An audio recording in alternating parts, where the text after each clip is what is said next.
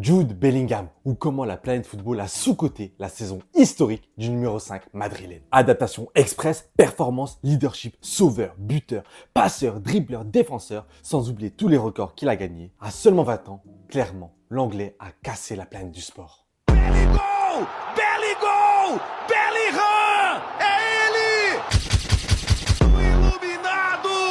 Salut tout le monde, c'est Ous, on se retrouve pour une nouvelle vidéo, cette fois-ci pour parler du crack anglais, du Real Madrid, du numéro 5 madrilène, de celui dont l'idole est Zinedine Zidane, Jude Bellingham. En effet, lundi dernier, lors de la remise du Ballon d'Or, il y a eu de nombreuses polémiques, notamment par rapport au lauréat qui était Rodri et non pas Vinicius. De nombreuses polémiques sont nées dues à cette cérémonie, mais il y a un joueur qui est resté dans l'ombre et qui a été sous-coté. Un joueur dont on n'a même pas discuté de son positionnement dans ce Ballon d'Or alors que c'est un positionnement historique, c'est Jude Bellingham. Il est celui qui termine le podium entre Rodri, Vinicius et Bellingham. Il est troisième de ce podium et c'est le troisième plus jeune joueur à atteindre le podium du Ballon d'Or. En effet, devant lui, il n'y a seulement que Ronaldo, le Brésilien, et Léo Messi. C'est pour dire à quel point c'est un exploit et un accomplissement personnel pour Jude Bellingham et un accomplissement historique. C'est pour ça que j'ai décidé de faire une vidéo sur la saison Ballon d'Oresque de Jude William Bellingham. Avant ça, je remercie toutes les personnes qui prendront quelques secondes pour vous abonner si ce n'est pas déjà fait et mettre la cloche de notification pour ne pas rater les prochaines vidéos, débriefs, analyses de toutes les équipes du championnat européen. N'hésitez pas à liker la vidéo si elle vous plaît, ça aide énormément au référencement et surtout de me laisser un commentaire en me disant ce que vous avez pensé de la saison de Bellingham et si sa saison n'était pas tout simplement sous-cotée. Place à la vidéo. 14 juin 2023, l'international anglais quitte le Borussia Dortmund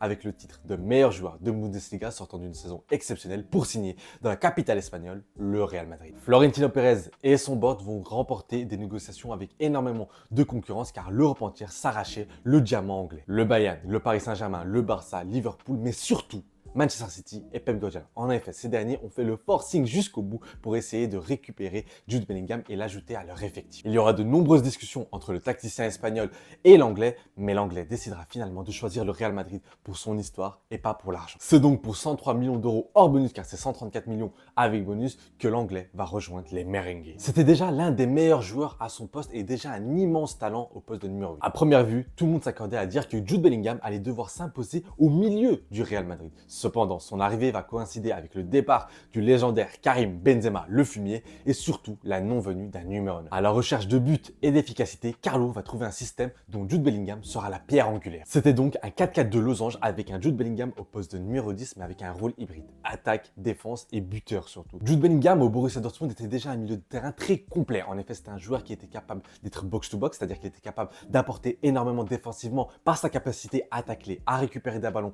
à être très physique au milieu de terrain, mais aussi à se projeter directement vers l'avant avec une sorte de verticalité très importante pour le joueur anglais, sa capacité à dribbler, une élégance quand il dribble qui rappelle son idole Zinedine Zidane, et du coup cette capacité de dribbler qui cassait des lignes, sa capacité de donner des passes aussi laser qui cassait énormément de lignes et qui pouvait permettre à son équipe de se projeter rapidement vers l'avant. Donc elle avait cette capacité à pouvoir jouer box-to-box, mais aussi meneur de jeu. Cependant, il y a un aspect que le board du Real Madrid avait repéré chez l'anglais qui a permis de coïncider avec le nouveau système de jeu de Carlo Ancelotti, c'est sa capacité à faire énormément de stats. La saison 2021-2022, il sort avec 20 goals assists, ce qui était pas mal pour un milieu de terrain, vraiment purement un milieu de terrain. Et lors de sa dernière saison au Borussia Dortmund, avant de rejoindre la capitale espagnole, il va marquer 14 buts et faire 7 assists. Ça, c'est des stats qui sont plus que celles d'un milieu de terrain. C'est donc sur ça que va concrétiser Carlo Ancelotti et son staff pour trouver ce rôle hybride à Jude Bellingham. Cet axe de finition et de buteur sera utilisé par Carlo Ancelotti. En effet, il a une très grosse palette de finition, que ce soit de la tête ou sa capacité à être très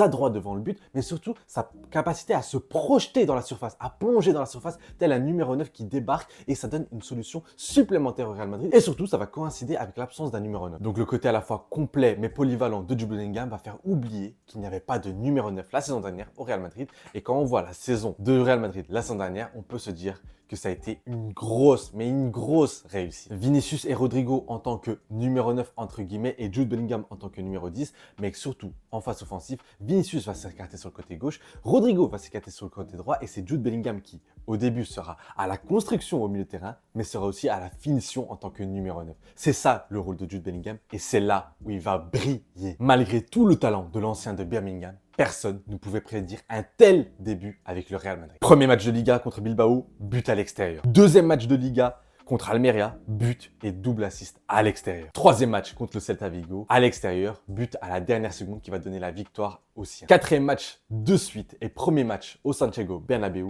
il va se faire directement un nom car il va donner le but de la victoire à la 90+5. Premier match de Ligue des Champions face à l'Union Berlin, il va recommencer et il va marquer un but encore une fois. Deuxième match de Ligue des Champions face à Naples dans un choc au stade Diego Armando Maradona. Et là, il va pas se cacher, l'homme du match, buteur, passeur et il donne la victoire au Real Madrid. Le match d'après, doublé face à Osasuna, encore une fois. Puis arrive le Classico du début de saison et là, vous connaissez la chanson, son équipe perdait que ce soit dans le score mais aussi sur le terrain où ils étaient dominés par les hommes de Xavi. Et là, il sort de nulle part, pétard de 30 mètres, puis but à la dernière seconde, tel un renard de surface, doublé 2-1 pour le Real Madrid, victoire du Real Madrid. Concrètement, on est sur un meilleur départ que Cristiano Ronaldo, statistiquement parlant. Oui, Cristiano Ronaldo du Real Madrid, ses débuts n'étaient pas aussi bons que ceux de Jude Bellingham. Lors des 8 premiers matchs du Portugais, il va marquer 7 buts et un assist. L'Anglais va faire un peu mieux en marquant 8 buts et 2 assists. C'est ce qu'on appelle des débuts de rêve. Si statistiquement, ces débuts sont monstrueux et aussi historiques, sur le rectangle vert, il est tout aussi imposant. Beaucoup de haters essayaient de nous faire croire que Jude Bellingham n'était qu'un simple buteur, qui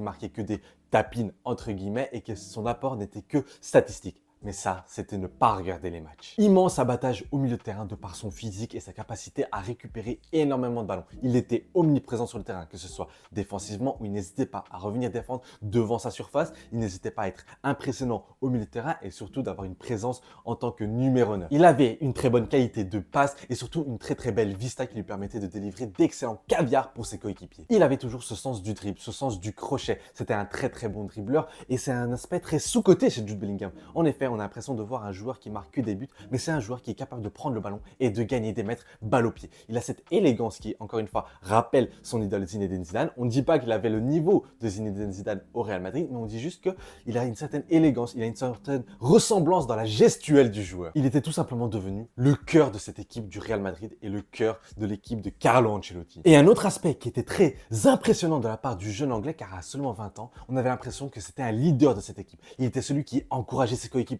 Je me rappelle d'une scène où c'est lui qui va encourager Joselu qui avait du mal dans le match et qui va marquer finalement sur un caviar de Jude Bellingham et il va aller montrer au Bernabéu son coéquipier Joselu. Et ça, c'est une preuve que c'est un joueur spécial. C'est un joueur avec un énorme caractère. C'est un joueur qui ne se laisse pas faire. C'est un joueur qui va crier sur ses coéquipiers pour leur dire qu'il ne faut pas abaisser les bras. Et ça, c'est vraiment un aspect spécial du joueur. Et ça montre à quel point ce joueur est justement très spécial. En plus d'un gros début de saison, il a aussi impressionné dans les grands matchs. Face à Girona, qui était l'une des équipes qui poursuivait le Real Madrid et qui était entre guillemets dans cette course au titre, il va mettre 4 goals assists, dont un doublé sensationnel. Face à Naples, en Ligue des Champions, il va mettre aussi 4 goals assists et ça aussi, c'est très impressionnant de la part du jeune Anglais. Le Barça n'y échappera pas, que ce soit à l'aller ou au retour ou même en Supercoupe d'Espagne, il va lui aussi mettre 4 goals assists. En Ligue des Champions, dans un match piège face à Leipzig, il va savoir trouver la bonne passe. Face à Manchester City de Pep Guardiola, il va savoir se montrer très précieux même s'il ne va pas marquer ou faire de passes décisives. On se rappelle encore une fois de son match retour où il va faire un contrôle